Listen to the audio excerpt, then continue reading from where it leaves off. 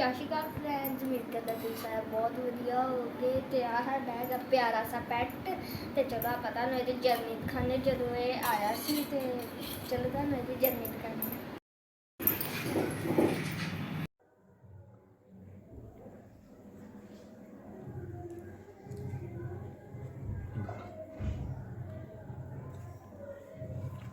ਬਾਹਰ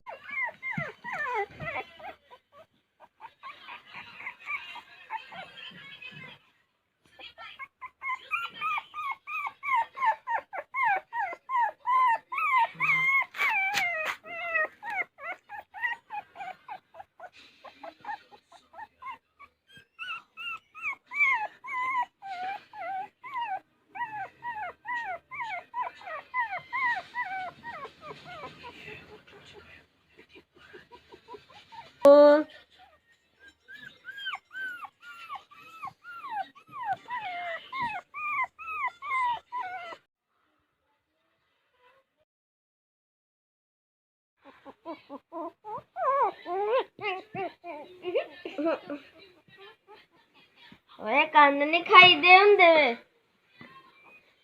ਓਏ। ਉਹ ਮੈਂ ਤੇਰੀ ਮੰਮੀ ਨਹੀਂ ਆ, ਮੈਂ ਤੇ ਤੇਰੀ ਭਾਈ ਆ।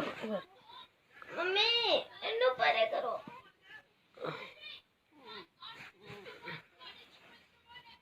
ਇੱਥੇ ਬੈਠੋ, ਠੀਕ ਆ? ਇੱਥੇ ਬੈਠੀ ਦਾ ਹੁੰਦਾ, ਠੀਕ ਆ?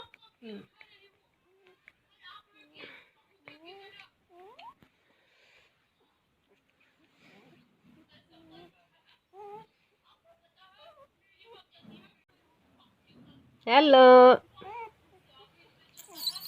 ਅੱਜ